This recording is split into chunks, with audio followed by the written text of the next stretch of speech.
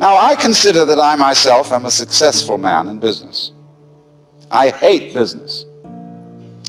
I hate everything to do with it, accounting, figuring, adding up numbers, because they're all arid. They don't smell of anything. Sometimes there's an interesting smell to the ink on a checkbook. But by and large, all this figuring is a completely colorless occupation. I don't like it. So I have to hand it over to accountants and lawyers and people who seem to like it. But I don't know whether they really do. The essential principle of business, of occupation in the world is this. Figure out some way in which you get paid for playing.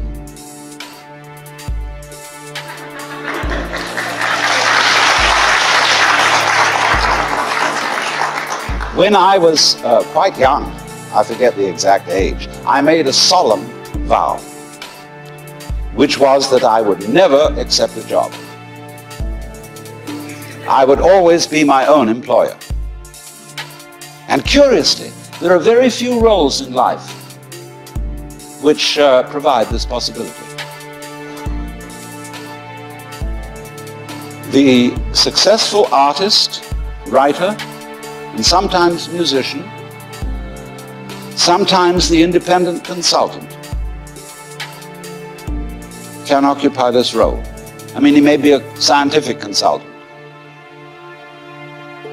But by and large, almost everybody seems to be compelled to take a job with a corporation. It's very difficult indeed these days to run a small business where you're your own boss, because you have to employ an enormous staff of people to keep track of the paperwork.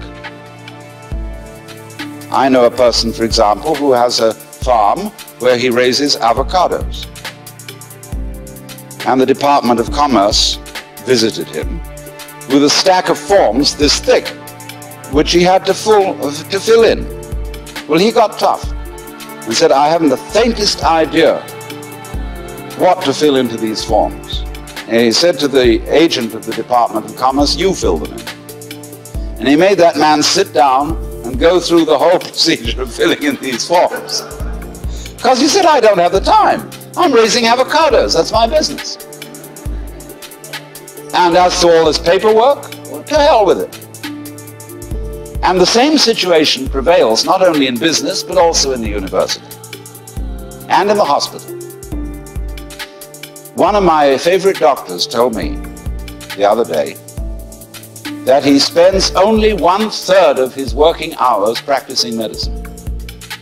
The rest is in recording, accounting, filling in reports. And it's the same in every hospital. Paperwork endlessly, because the record of what you do is more important than what you do. Write it down, and then it's real. And so for the same reason, a lot of people don't believe they exist until they see their activities reported in the newspaper. A lot of juvenile delinquents commit crimes just to get attention.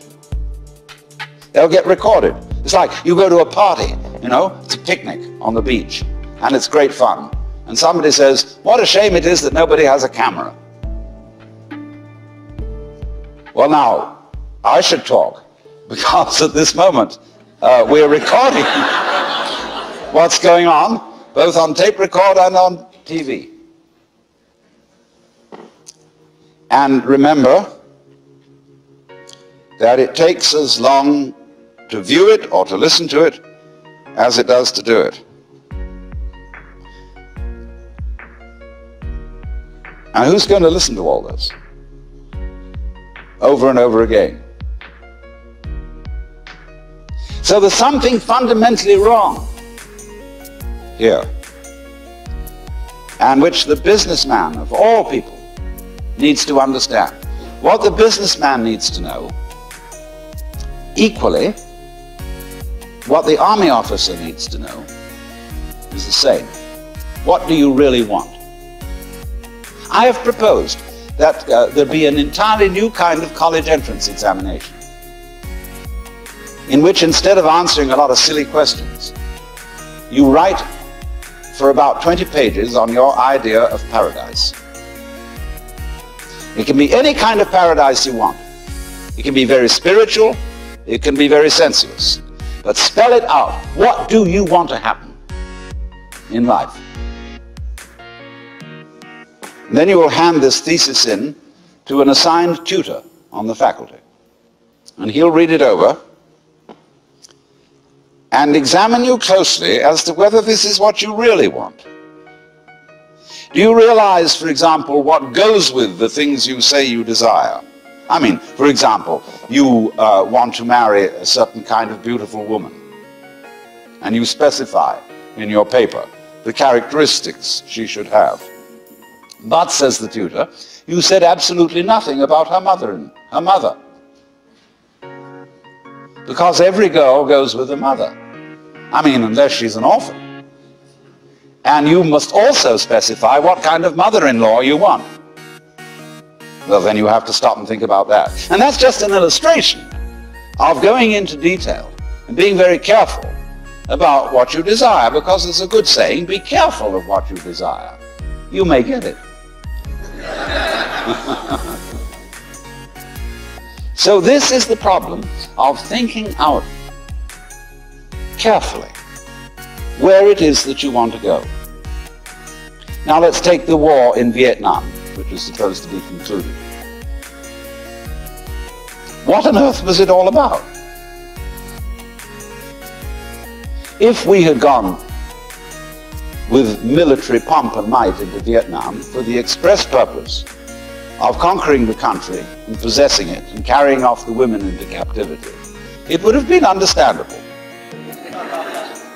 But as it was waged for some absolutely abstract end, namely the estoppage of an ideology called communism. Nobody knows what communism is, nor do we know what capitalism is. But we can fight endlessly on the supposition that there are good guys and bad guys. And when we fight on that supposition, there is no possibility of compromise or of gentleman's agreement, as there is honor among thieves. We're all thieves, let's face it.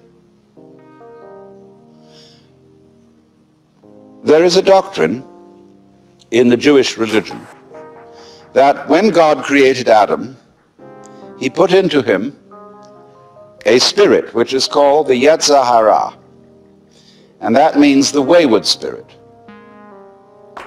or what I call the element of irreducible rascality. And that is in us all. A little bit. It's not the whole of us. It's like just a pinch of salt in the stew. And you don't want the whole stew to be salt. But you have to have just a touch of rascality to be human. And I find it difficult to get along with people who don't know that they have it. People who come on that they're all sincere, all good, all pure, bore me to death and scare me. Because they're unconscious of themselves, and therefore they suddenly do terrible things without warning, either to themselves or to others. They make promises that they're never going to fulfill because they want to talk right.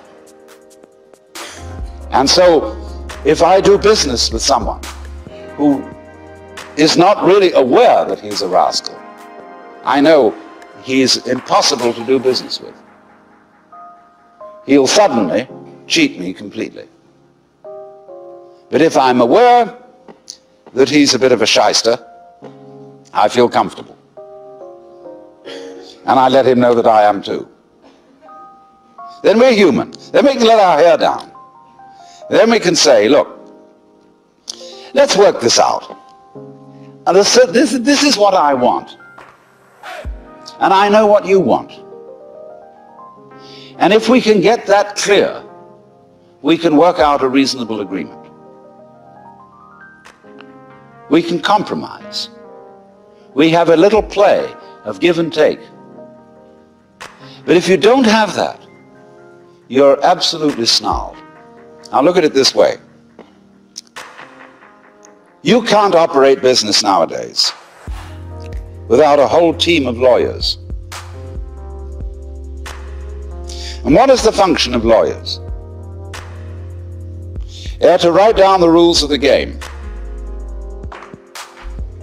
so that we have what is called the rule of law. A lot of people talk today about law and order and how it's got to be upheld. Now, what does that actually mean? It means that all organizations, business corporations, bureaucratic government corporations, even churches, are going by the book. They are operating according to a manual. And in many corporations, individuals have constantly to consult some sort of manual to know what they should do, instead of using their own good sense. This doesn't work. It means that an organization is entirely different from an organism. You, each one of you, are an organism. A very, very complicated organism, which your nervous system facilitates, let's use that nasty word.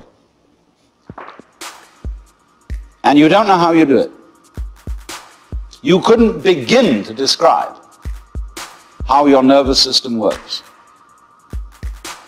And even neurologists don't know how it works. And yet it works reasonably well. Because your brain can handle research personnel. It has to say, we recognize you have an amazing gift called brains. We don't know what these are, but it seems that in the past you've been fruitful. And so we're going to employ you to do your thing, whatever that happens to be. And we'll make an act of faith in you. And invariably, if they make that act of faith, it will work. Some fantastic idea will come out. Not perhaps the idea you expected. In fact, it may not even apply to your particular business, but you could always sell it to somebody else. Now then, let me go. This is a fundamental principle. There cannot be community, there cannot be cooperation, and therefore there cannot be commerce, which really, broken down, means being merciful to each other. There cannot be commerce without mutual trust. I mean, there are even insurance companies called mutual trust.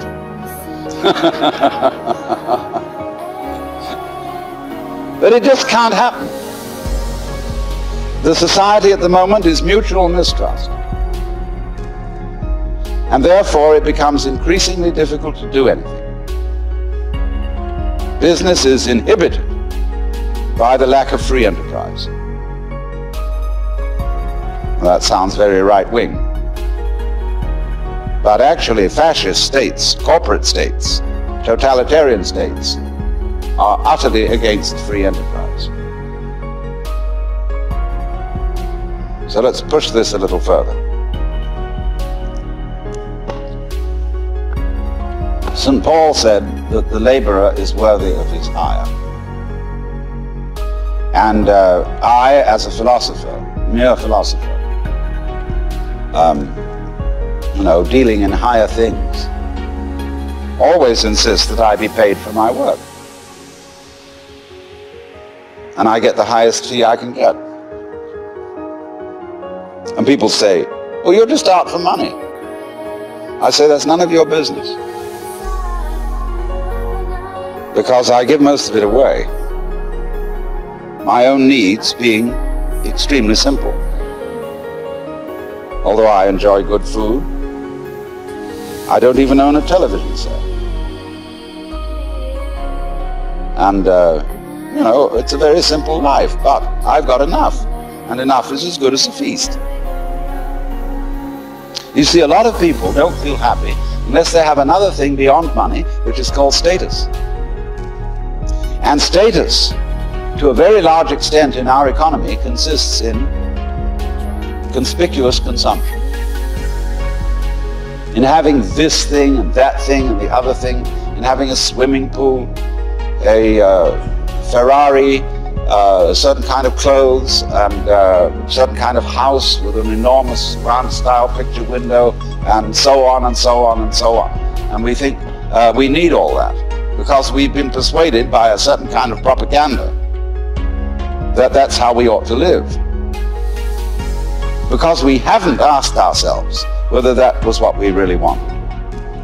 In other words, we've been propagandized into thinking what we wanted. I remember my daughter, when she was in high school, number one daughter, who's now become very sensible, insisted that she had to have a certain number of cashmere sweaters. In those days, I couldn't afford them. I said, my dear, do you really want these? Or is it just that you've been reading ads in the magazine or listening to the other children? Because you see, schools are places where you send your child to be brought up by other children.